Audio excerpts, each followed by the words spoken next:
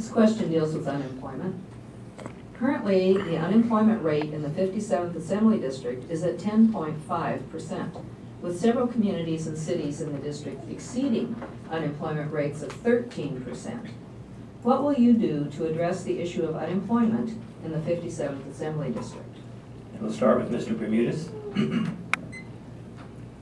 First of all, we have to look at the retaining of our jobs.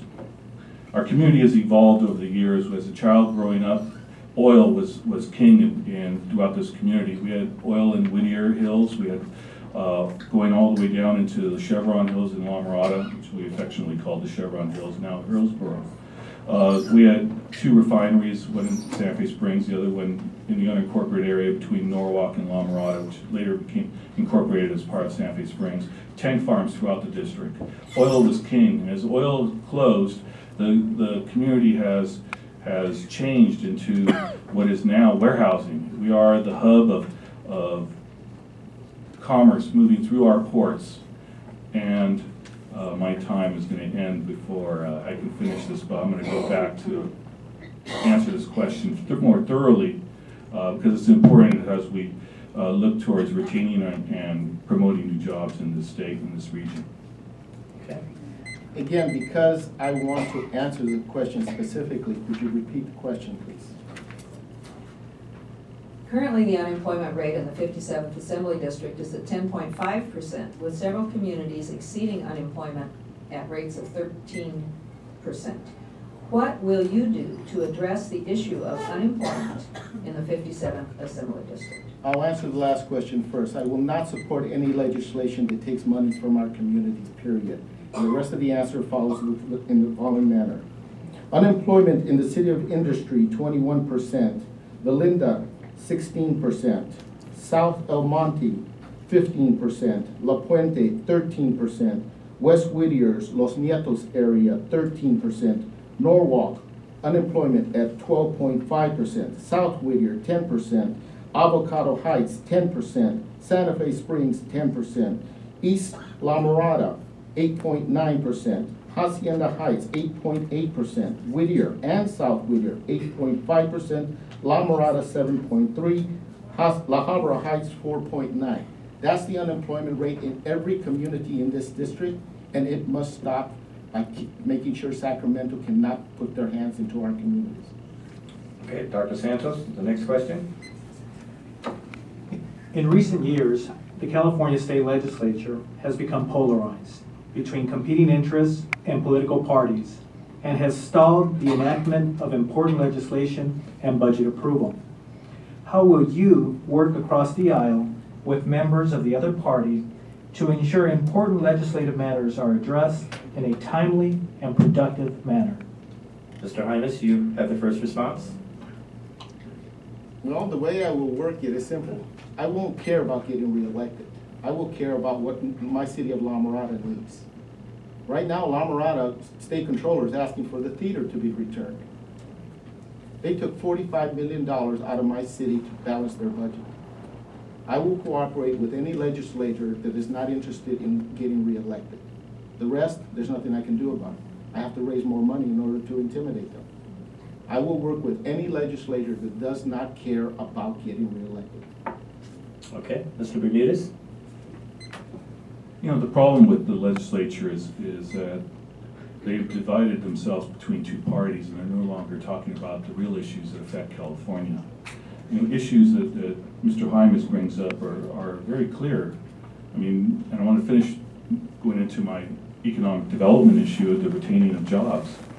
Because as this community, as the 57th Assembly District has evolved into a community in which the movement of goods, industry is extremely important.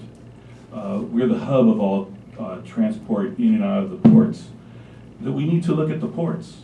In 2014, the Panama Canal is going to expand. They brought in new locks. They're going to double their impact of being able to move new ships. And for the first time in decades, well actually since 100 years, since the port was opened, people will no longer need separate fleets, a fleet in the Atlantic and a fleet in the Pacific. These fleets are going to go everywhere. And every year, Can we let move you these to finish 2 that minutes? sentence.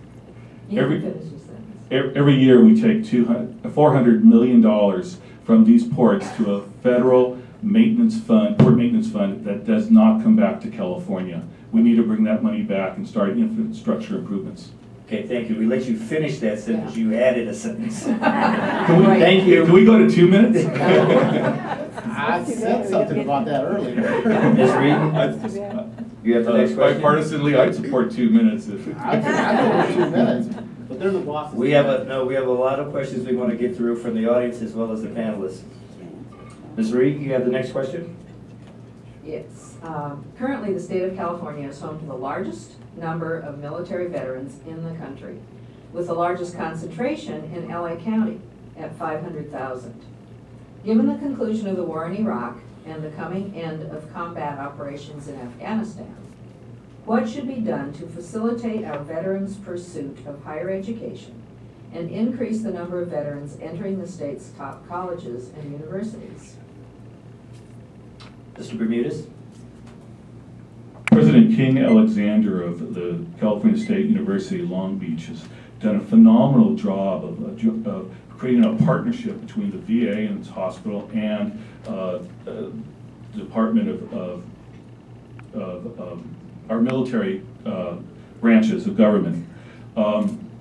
In this partnership, they actually do recruitment at the bases to inform them of all the opportunities that are available to them in the CSU and UC system, particularly Long Beach State. And they partnered with the VA so that patients can receive treatment from the nurses that are in the nursing school at Long Beach State. And I believe that this type of partnership is where we need to go. It's the best utilization of taxpayer dollars, and it fully benefits our armed service veterans and gets them into our state schools and out and back into the workforce. Okay. Mr. Jaimes? It's about jobs. It's about getting education to people that have put their lives on the line. In my opinion, a veteran that has served in the Iraq War, Iran, anywhere in the world that have put their life on the line for our residents. There's a bigger picture of, yes, our country. But I personally thank every veteran that has done that. And in my opinion, that veteran should go at the front of the line before any other person to get into a university, state college, or anything. That person wanted to give his life. Therefore, he's earned the right to be first in line. Okay. Our next question from Dr. Santos. In recent years, state funding cuts to pre-K-12 education have resulted in teacher layoffs, larger class sizes, and the elimination of after-school programs. If elected, what steps will you take to ensure that we don't lose more ground in educating another generation of California students? And we'll start with Mr. Jaimes. Well, the first thing I do is get rid of the pedophiles. Second thing is I would ask the unions to expedite that removal of pedophiles in our schools. It's ridiculous. You know, I don't know what else to say. The education of our children is a given. It's predominant. But at the same time, we're not producing. LA, I didn't do all the research for here, but LA Unified has a 50% dropout rate. Come on, folks. Charter schools, private schools, Catholic schools do a much better job. And unfortunately, the unions don't want to deal with that. It is the unions, not the teachers, not the students, not the parents, and not the community. It is the unions that don't permit options, different creativities of options. It's always an option to figure out how to put the deal together. But there's too much money involved, and the reality is until the unions are forced to, and I mean that, forced to deal at the table, we're not going to get a solution. Mr. Bermudez? We need to set priorities. Obviously, California in the budget crisis cannot pay for everything. But education, K-12 has to be at the forefront. And preschool, universal preschool, and mandatory kindergarten have to be a part of that component for K-12. An educated workforce is the base of economic development and viability for the state of California.